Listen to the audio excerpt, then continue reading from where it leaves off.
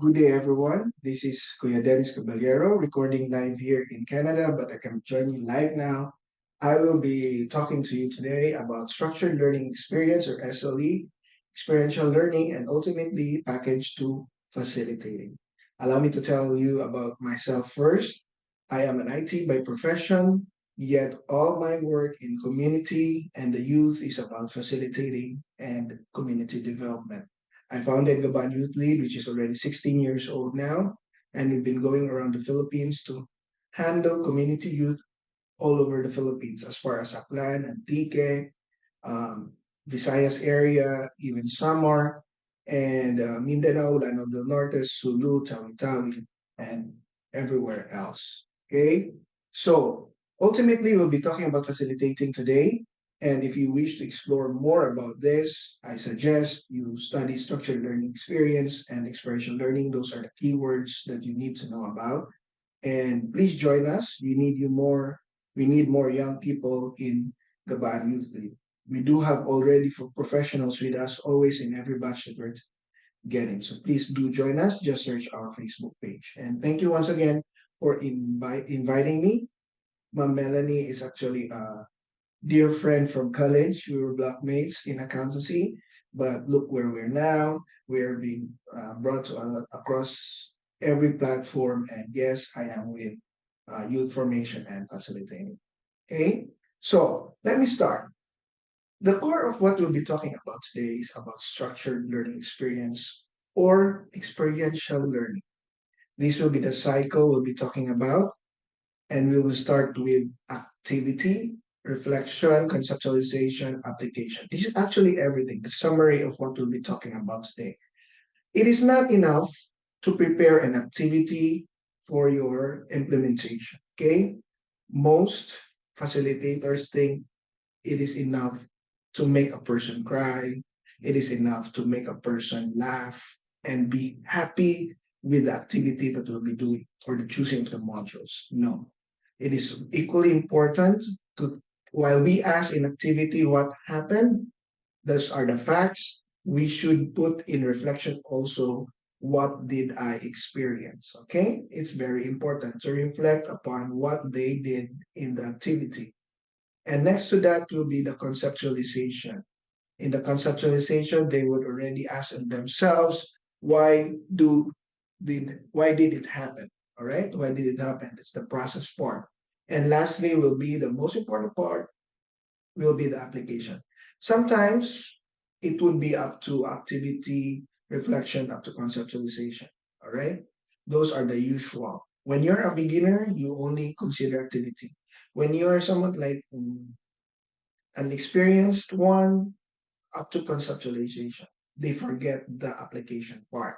Okay, never forget the application part. If you're really into facilitating, it is very important to include the application part, because in the application part, you would know what are next steps for the person to do. Okay, because if you only settle for why did that happen, those are just up to there. You don't see the application part. All right. Now, in Command Youth Lead, we espouse this. Tell me and I forget, teach me and I remember, involve me and I will learn. That's from Benjamin Franklin. We have been using this maxim ever since because we believe so much, as I told you, in experiential learning. You need to experience it for you to learn more or to learn better. Okay? Now, part of experiential learning is play. According to Ginsberg in his study, play is essential to development because it contributes to the cognitive, physical, social, and emotional well-being of children and the youth. So, pag may nagsabi sa inyo na hindi importante ang play, that's not really true. Play is very important. You take away play from a child, he will be a different person when he grows up. I'm not saying he'll be a bad person, but he will be different if he had a chance to play. So even as adults and adolescents, young people, we need to experience play because it's part of development and it is very important in our cognitive, social, and emotional well-being, including our physical. That we established, now proceed to the next part. We know for a fact that the shortening of the human attention is really a problem right now, especially with the age of social media. Do you know for a fact that in 2000, 12 seconds was the attention span of humans, but it went down to 8 seconds. But guess what? A goldfish has only 9 seconds to create an impression to that goldfish in order for your attention to be taken. Now, altogether, we need to say this, okay? I know it's not live, but say this together. One, two, three, go. Experience is the best teacher, right? Very good. We've established that. Now, let us now compare some theories and terms in order for us to appreciate more what is facilitating. Now, facilitating is something to make easier. It will never be facilitating if you did not provide help to something or to someone in order for it to run smoothly and effectively. Okay, remember those terms to make things easier and to help run smoothly. All right, very good. The root word for facilitating is facilitate or facile means to make the process easy. Okay, so you will never be a facilitator at all if you are not making things easy for people or making it easy for our participants. Now, let's now compare facilitating versus teaching. Let's start with a teacher. A teacher imparts knowledge. You give it. You are the resource person. You are the educator. You are the trainer.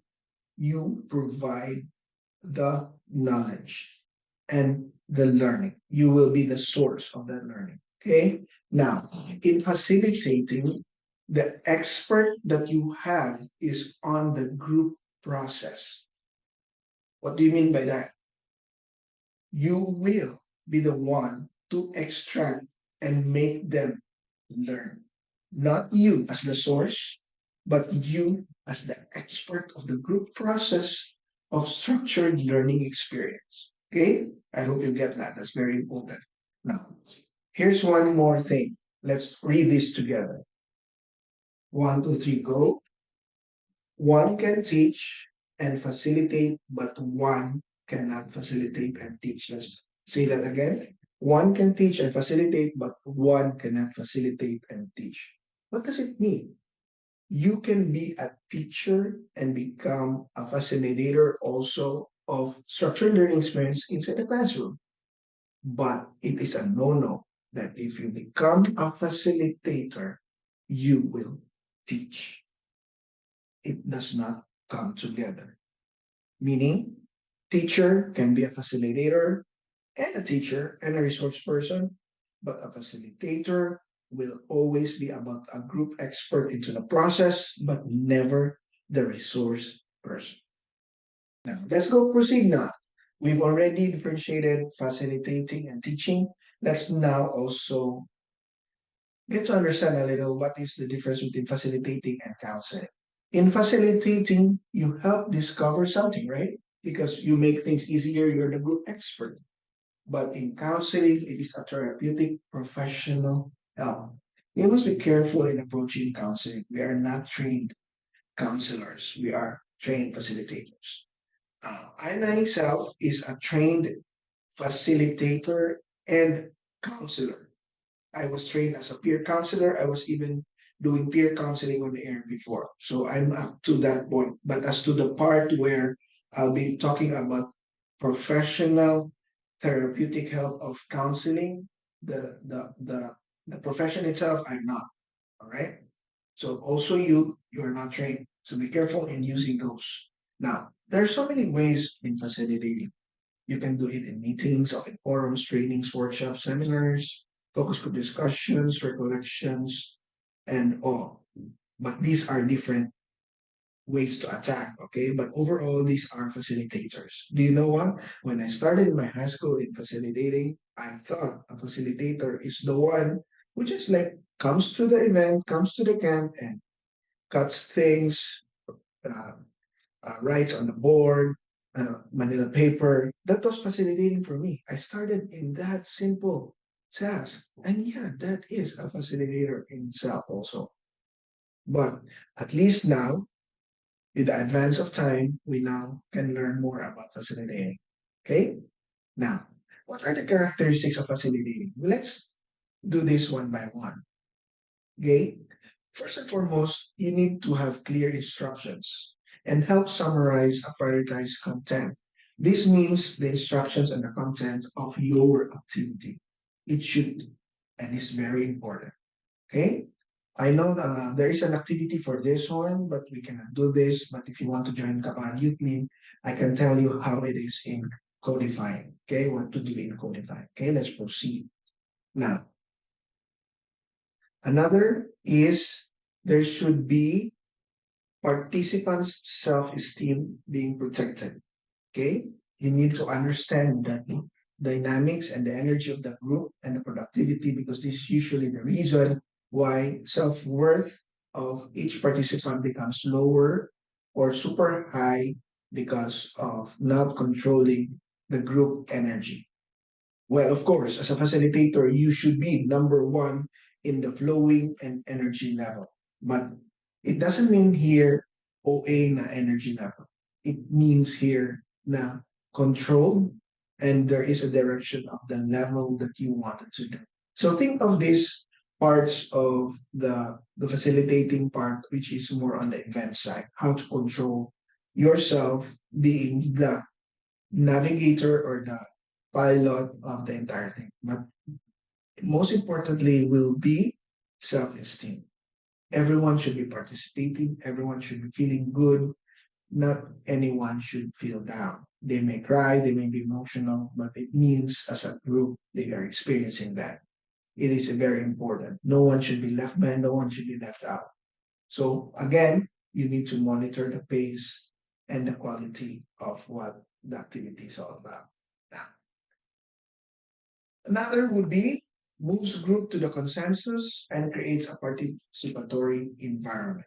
Okay, I think that's part already covered from the previous slide. And you need to direct the focus of the group to the activity, okay? And remains neutral on content. Hindi po pwede tayong maging coach. Okay, there will be slides more about that later on.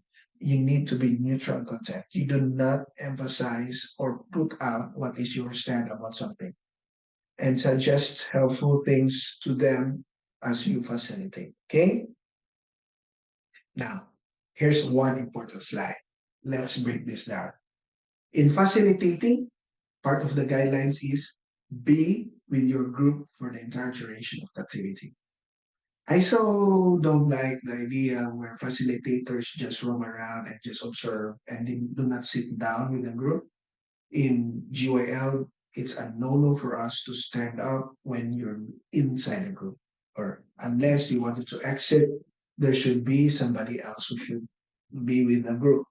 Okay, so be with the entire duration of the group. Now, here's a red line. Do not coach. Okay, do not coach. That's very important. Encourage everyone to participate and motivate instead. You are never allowed. Remember, you're a group expert in the process, so you are not allowed to coach. Then, you need to ask follow-up questions. Okay, na naman, bakit? Ano bang nangyari? Because you need to listen intently. Active listening. Okay, now I want you to read the next lines because this is a very important one. Altogether, one, two, three, go. It is not about you, it is about them. Okay? I cannot overemphasize that. It's not about you, it's not about them. Bawal po tayo mag-MMK sa ating sessions, sa ating activity. Hindi po pwede natin sabihin, ako din, ganun din ang nangyari sa buhay ko. Tapos yung iba na naman share, teka, naalala ko tuloy yung nangyari sa akin. Hindi po. Bawal po tayong mag-share sa sarili natin because it's not about you, it's about them. It's about the participants. Okay? Remember also, this is very important. I know there were so many items already mentioned a while ago, but do take note. There should be appropriate language, and the proper questions to be asked. Body language is equally important as language. may kasabihan po kami sa GUL na may mga tao na magaling pong mag-express in words but cannot express in action. Meron ding magaling mag-express in action but cannot express in words. As a facilitator, you must be at least good in both of this. I'm not saying the best, but you must be expressive and good in expressing those things in language and in body language. You need to be inclusive and certain. Now, in asking questions, because it's always part of the activity. Remember the 4 cycles? Remember the conceptualization part, remember the application part, and yes, you can do open questions, closed questions, and polling. What do you mean by that? Open questions where they can explain, closed questions where you can get the yes or no of a person, and polling, meaning you can get their votes. Sino po dito ang masaya ngayon? Ganyan, raise of hands. Yan po ang polling.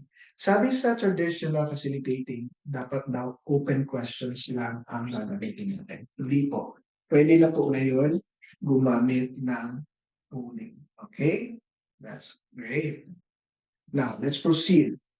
Let everyone answer each of the questions, but limit the sharing of each member. Hindi po maiiwasan na meron talaga tayong mga participants out of 5 to 7. The ideal is always 5 to 7. That's the maximum. You can have 3 or 4. That is the best. 3 or 4 in one group. But because of the number of facilitators that we have, we usually go 5 to 7. In the traditional way of facilitating, you can handle as many as 30. Oh my God, that's so difficult. That's plenary. Because in plenary, it's very problematic because you as a facilitator ask the questions and you cannot let everyone answer. So there's a solution to that in the traditional way. The facilitator will subgroup them, but still again, they will not be guided by any physical facilitator, personal facilitator in the answering of questions. So I suggest when you do an activity, you need to find a way where there will be sub-facilitators or small group facilitators. Okay. Now, here's another red one, very important altogether. Giving advices are no. Control your emotions. Okay. Avoid crying. Okay. Sabi na natin, it's not about you, it's about them. So, bawal po ang umiyak and bawal po ang mag-advise. Okay? Control your emotions. I had been to so many camps where it's very emotional. That's when we do debriefing. Imagine how many people sharing to you the the the weight of their challenges about life. That is not, hindi po biro yun. Kaya kailangan po natin maging matatag and be strong and prepare ourselves as a facilitator because it's very important. And of course, smile, be friendly, and patience could take you an extra mile. You know that already. Okay? Now, of course, the responsibilities of facilitator, this is very basic already. You need to introduce yourself when you arrive. You should be the first. And part of that introduction will always be a name tag. There should be a name tag. Okay? IDs are required for participants, but yes, they're also required for the facilitator. Then you have to keep your area clean and keep materials always, because I tell you, in the traditional way, the facilitator is only one versus 30 people or 50 people. I don't like it. Participants help in preparing the materials. I really don't like it. Part of the experience of facilitating an activity is to lessen the participants' involvement in preparing the activity that they will do. Okay? Because kapag alam kasi nila yung pamamaraan of the activity, it is as if they are already in control. Remember, the experience is important. I hope you understand what I mean. Experience minus the preparations part will be better for the participants.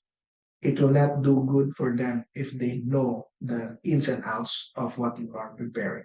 Okay?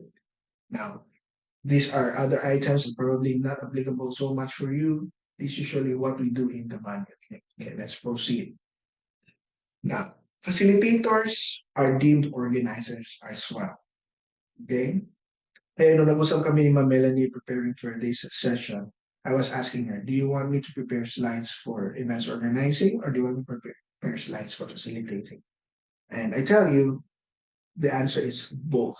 But since your need more now is facilitating, I'll just put a reminder at time here that you are also organizers. You need to learn the craft of events organizing to be a better facilitator. Again, the traditional way, let me do that by comparing always so that you know what is facilitating now and versus the old one. The facilitator before does not mind that.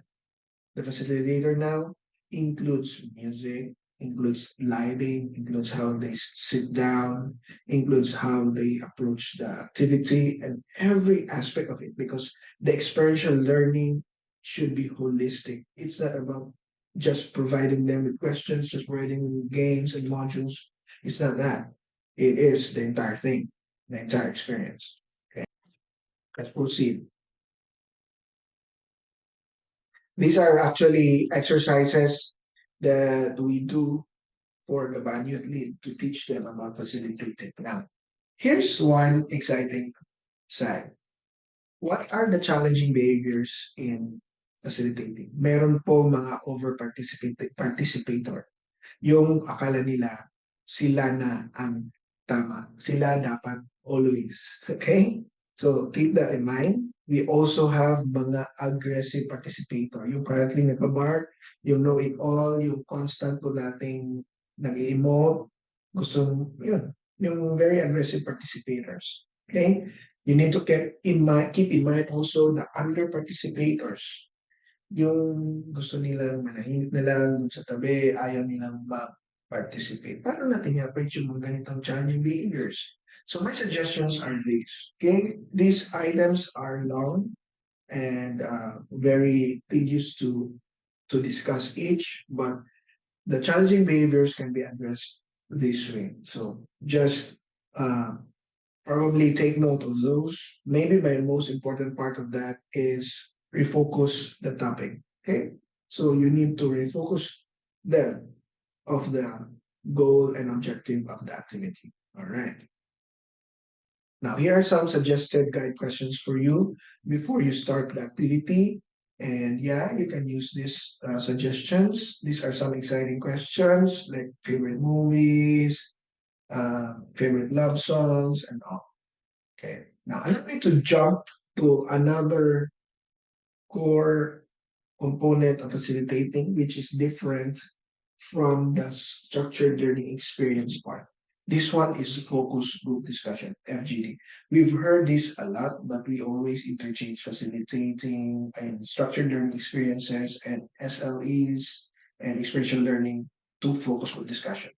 There is facilitating in SLE and experiential learning, but there is also a different kind of facilitating in focused group discussions. Okay, I need not probably tell you the cycle of what is the process of FGD. Just I'd like to emphasize this part. In FGD, there is a selected group of people to discuss a certain topic. Okay, that's the requirement. There is a selected group of people that's also in SLE and experiential learning, but there is a topic to this one where they will discuss in detail, okay, in-depth discussion of that topic. Now, what's the difference? In structured learning experience, there is an activity to let them experience it. Okay, then they share how they feel, what happened, and process it up to application. In focus group discussion, there are questions relating to what you know about the topic already. Okay, like for example, in climate action and disaster preparedness, if you've noticed, the questions does not say how do you feel, I think, right?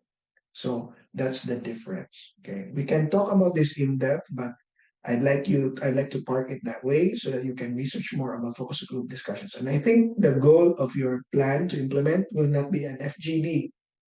The goal of the plan you will be implementing is a structured learning experience or an experiential learning module. Okay, so here are examples of FGD questions we have crafted in Kaban Youth Lead for several topics about youth issues and concerns, and yeah, societal concerns, that is. Okay, now overall, I'd like to focus more on structured learning experience because that's the more popular one. We just don't know how it's called. And team building, leadership development, youth formation activities, values formation activities are under structured learning experience. Okay. Altogether, let's read. Life is a reality.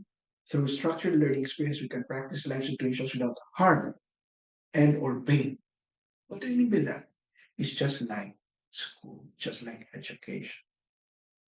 Hindi kasi natin pwedeng pa-practicein yung tumawid tayo at mapag-asagasa, right? Sinong gagawa nun? Di mamatay tayo. But through schools, through structured learning experience, through leadership development trainings, through youth formation, to IPRs, through retreats, we get to talk about experiences of other people and listen to them and our own experiences from the activities and practice it in no harm's way. At least there's a chance to practice. There is an inspiration to that, right? Team building, leadership development, self-awareness, IPR's values clarification. Some do not understand and some do not value that. And that's very sad. Meron nga nagsabi sa amin noon na, ano ba yan yung ginagawa niyo? Puro na lang paglalaro, wala naman tayong mapulot na pera dyan, wala naman tayong mapulot na matutunan. Or really, do you remember in child development, play is important.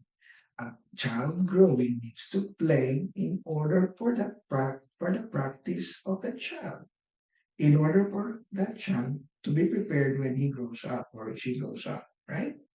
In the experiential learning model, I've already discussed this. This one is a more um, thorough discussion from experience. You need to share, you need to process, you need to generalize and apply.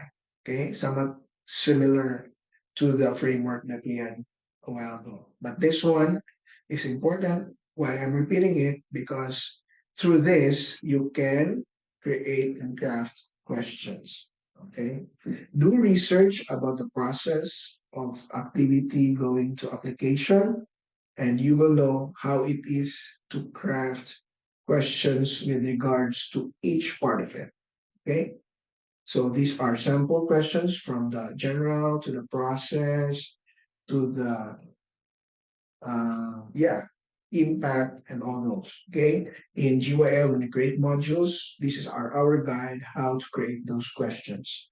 Okay. I leave you and I part this to you because I already told you when you go for the planning and implementation, it's not only the choice of the activity, but also the choice and the crafting the questions. I probably will suggest to Melanie, do not copy the questions provided for the processing by the module that you've chosen, because most likely in Google you can find activities, then there are already questions provided for that one. And that's easy. I mean, a leadership module, then leadership questions for processing. I go more on the next step. A leadership module, create questions for values. Di ba? Matindi yun. Naglalaro kayo for leadership activities. The activity was created for leadership, but the questions, binago nyo, you treat it to become a values formation question or processing. Now, let me just very quickly tell you this. We're almost done.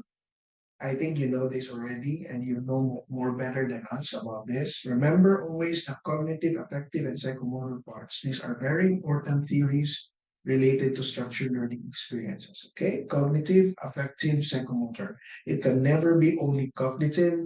It could never be only affective. It should also include psychomotor, the entire holistic experience of structured learning, right? So I'll just probably go on with these slides and also tell you a little about peer counseling. Remember, counseling is a therapeutic approach that is professional. One thing that's not professional at all about counseling is the peer counseling, which is also another training. And part of facilitating someone is also branching out to peer counseling. But yeah, we don't have that much time to tell you about this. But the good thing about peer counseling that I wanted to tell you is this one. Please remember how powerful talking is. Look at that picture. There is a facilitator that's helping the person with a jumbled emotion and thinking now, and the facilitator is arranging her thoughts and emotions. Right? How beautiful. Another is in facilitating, you have to remember that this is a safe zone. We have to let our participants know that. You have to let our participants know also that you will not be judged. They will not be judged. The participants will not be judged. No one will judge you. Ibahagi ang kaya mong ibahagi. Di ba sobrang emotional? Pag narinig ng participants yan, imagine mo gaano kaganda at kaganda ng pagtanggap niya sa sasabihin mong ibahagi ang kaya mong ibahagi. Kung gusto mo umiyak, umiyak. Kung gusto mo tumawa, tumawa. Imagine a friend telling me that. And I think most likely someone will cry hearing those statements, right?